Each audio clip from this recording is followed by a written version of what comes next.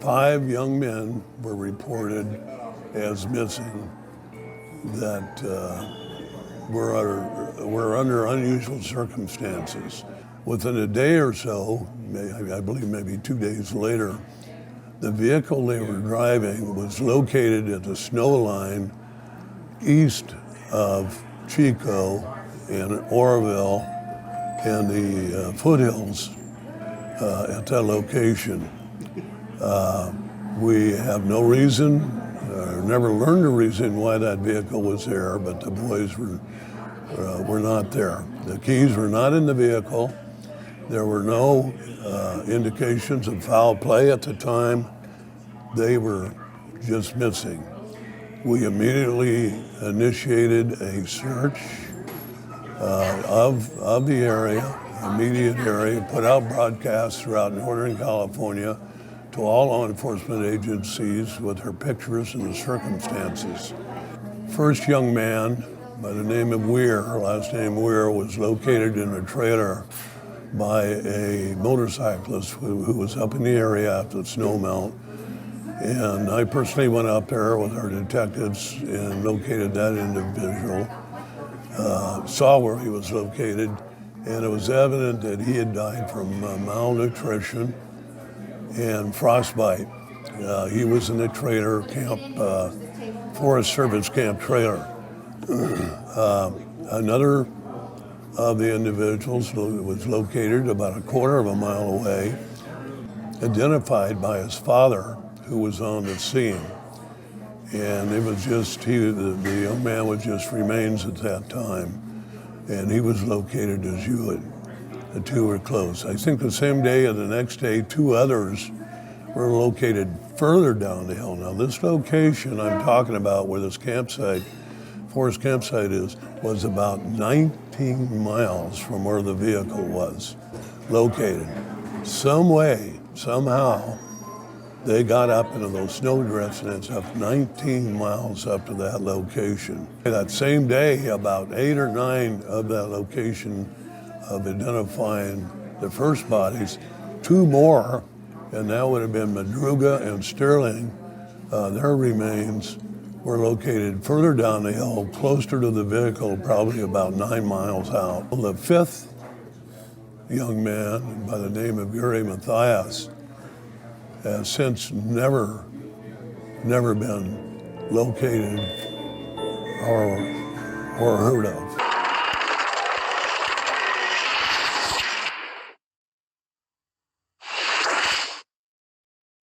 The Yuba County 5 were young men from Yuba City, California, all with mild intellectual disabilities or psychiatric issues, who attended a college basketball game at California State University, Chico, on the night of February 24th, 1978.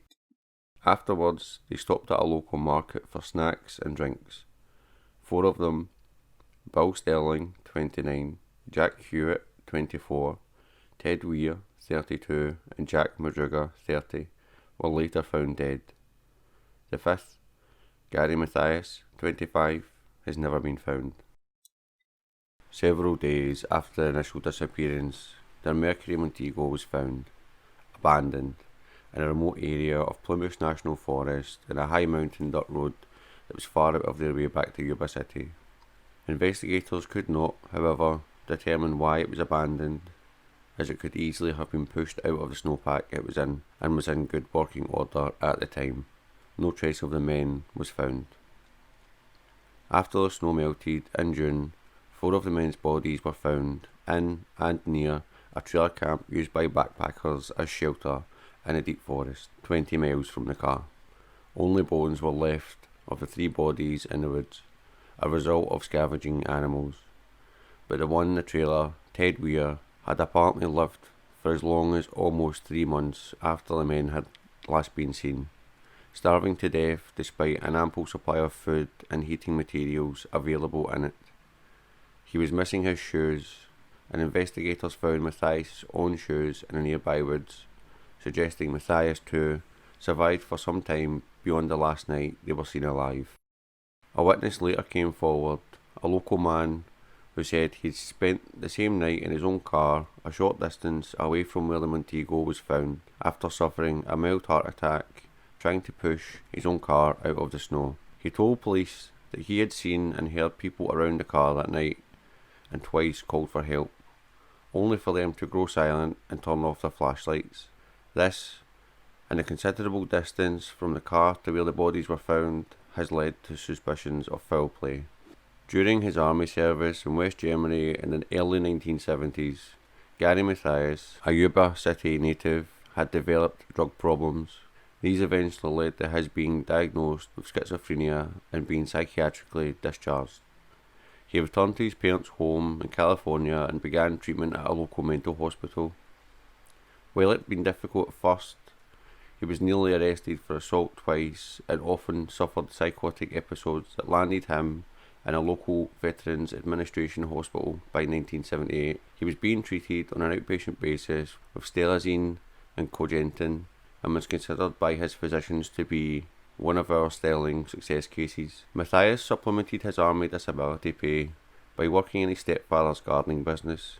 Off the job, outside of his family, he was close friends with the 4 other men, most slightly older than he, who either had slight intellectual disabilities or were informally considered slow learners, and who lived either in Yuba City or nearby Marysville. Like Mathias, each man lived with their parents, all of whom referred to them collectively as the boys. The 5 men's favourite leisure activity was sports. Their families said that when they got together, it was usually to play a game or to watch one. They played basketball together as the Gateway Gators, a team sponsored by a local programme for the mentally handicapped. On February 25th, the Gators were due to play their first game in a week-long tournament sponsored by the Special Olympics, for which the winners would get a free week in Los Angeles. The 5 men prepared the night before, some even laying out their uniforms and asking parents to wake them up on time. They decided to drive to Chico that night to cheer on the UC Davis basketball team in an away game against Chico State. Madruga, the only member of the group besides Mathias who had a driver's license, drove the group 50 miles north to Chico in his turquoise and white 1969 Mercury Montego. The men wore only light coats against the cool temperatures in the upper Sacramento Valley at night that time of year. After the Davis team won the game, the group got back into Madruga's car and drove a short distance from the Chico State campus to Bears Market in downtown Chico. There they bought snacks along with sodas and cartons of milk to drink. It was shortly before the store's 10 p.m. closing time. The clerk later remembered them because she resented that such a large group had come in and delayed her from starting the process of closing. None of them was seen alive again after that point. At their homes, some of the men's parents had stayed up to make sure they returned. When morning came and they had not, police were notified. Police in Butte and Yuba counties began searching along the route the men took to Chico. They found no sign of them, but a few days later, a Plymouth National Forest ranger told investigators that he had seen the Montego parked along Oroville Quincy Road in the forest on February 25th. At the time, he had not considered it significant, since many residents often drove up there into the Sierra Nevada on winter weekends to go cross-country skiing on the extensive trail system. But after he read the missing persons bulletin, he recognised the car and led deputies to it on February the 28th. Inside the car was evidence suggesting the men had been in it between when they were last seen and when it was abandoned. The wrappers and empty cartons and cans they had purchased in Chico were present, along with programmes from the basketball game they had watched and a neatly folded road map of California. But the discovery of the car raised more questions than it answered. The first was its location, 70 miles from Chico, far off any direct route to Yuba City or Marysville. None of the men's families could speculate as to why they might have driven up a long and winding dirt road on a winter night deep into high elevation remote forest without any extra clothing, and on a night before a basketball game they'd been talking excitedly about among themselves for several weeks. Madruga's parents said he did not like the cold and had never been up into the mountains. Sterling's father had once taken his son to the area near where the car was found for a fishing weekend, but the younger man had not enjoyed it and remained at home when his father took later trips there. Similarly, police could not figure out why the men had abandoned the car. They had reached 4,400 feet in elevation along the road, about where the snow line was at that time of year, just short of where the road was closed for the winter. The car had become stuck in some snowdrifts, and there was evidence that the wheels had been spun attempting to get out of it, but police noted the snow was not so deep that 5 healthy young men would not have been able to push it out. The keys were not present, suggesting at first that the car had been abandoned because it might not have been functioning properly, with the intention of returning later with help. But when police hotwired the car, it started immediately, and the gas tank was a quarter full. The questions continued after police towed the car back to the station for a more thorough examination. The Montego's undercarriage had no dents, gouges, or even mud scrapes, not even on its low-hanging muffler, despite having been driven a long distance up a mountain road with many bumps and ruts. Either the driver had been very careful, or it was someone familiar with the road, a familiarity Madruga was not known to have, nor, his family said, would Madruga let someone else drive his car. But the car also was unlocked and had a window rolled down when it was found, and he also said it was unlike him to leave the car so unsecure. Efforts to search the vicinity were hampered by a severe snowstorm that day. 2 days later, after searchers and snowcats nearly got lost themselves, further efforts were called off due to the weather. No trace of the men was found other than the car. In response to local media coverage of the case, police received reports of some or all of the men being sighted after they had left Chico. Reports of them being seen elsewhere in California or the country, most were easily dismissed, but 2 stood out.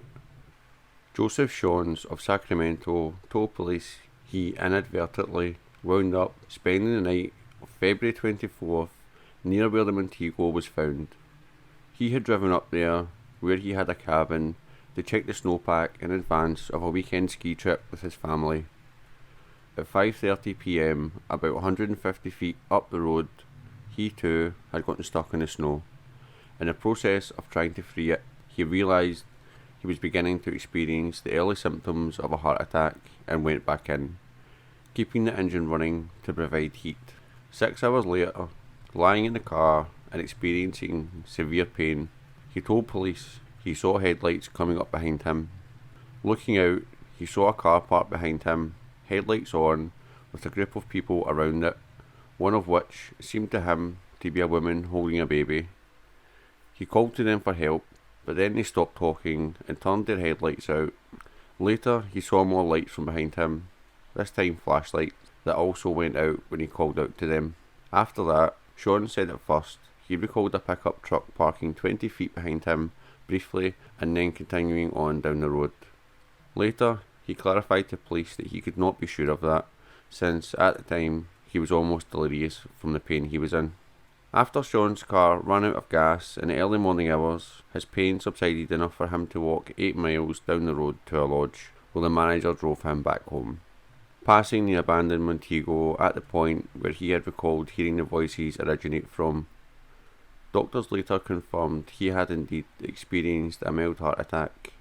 Weir's mother said ignoring someone's pleas for help was not like her son, if indeed he had been present. She recalled how he and Sterling had helped someone they knew get to the hospital after overdosing on Valium.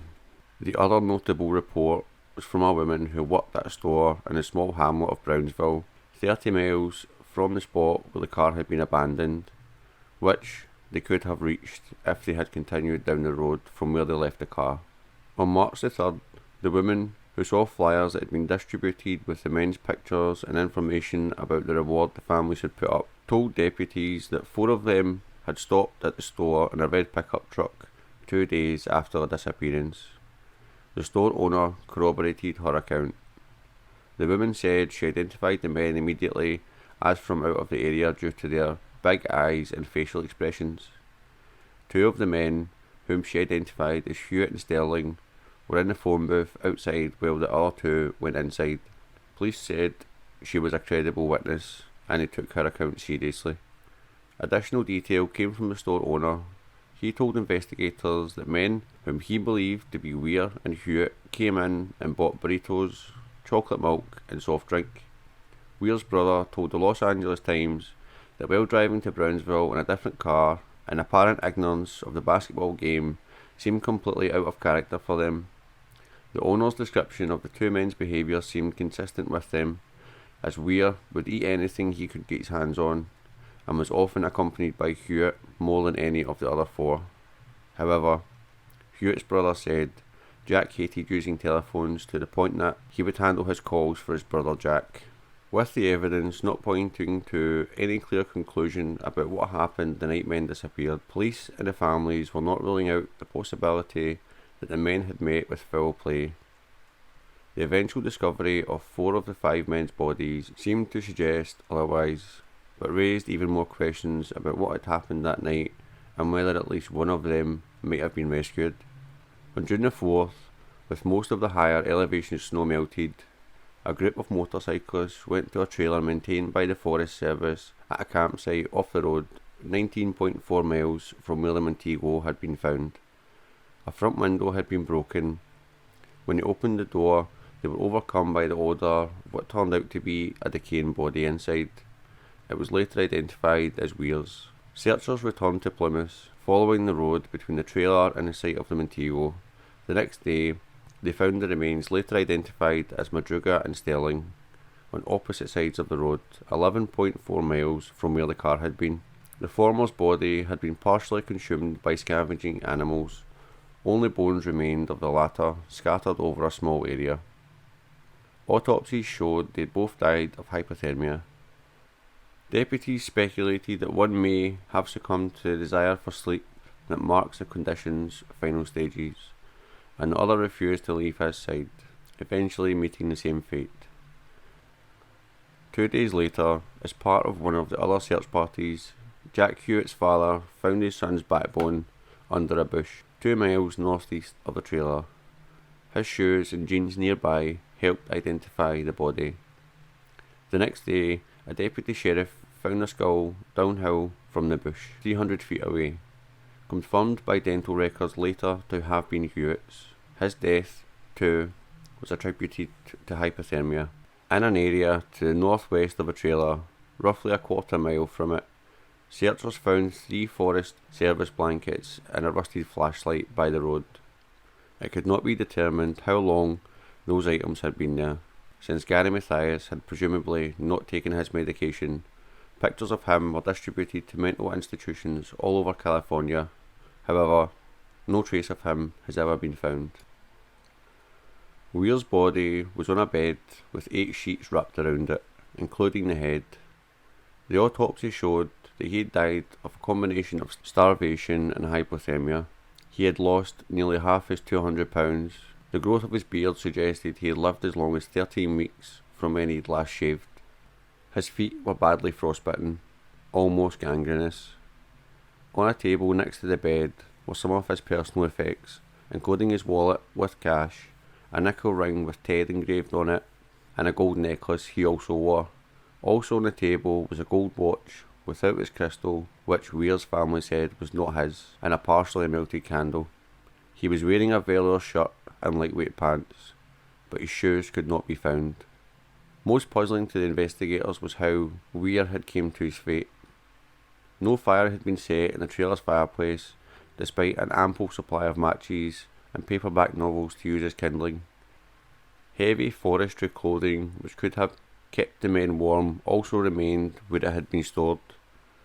A dozen sea ration cans from a storage shed outside had been opened and their contents consumed, but a locker in the same shed that held an even greater assortment of dehydrated foods, enough to keep all 5 men fed for a year if that had been necessary, had never been opened.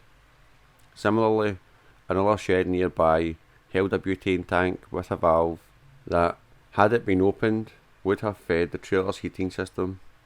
This behaviour, however, was consistent with what Weir's family members described as a lack of common sense arising from his mental disability. He often questioned why he should stop at a stop sign, and one night he needed to be dragged out of bed while his bedroom ceiling was burning in a house fire, since he was worried about missing his job the next day if he left his bed.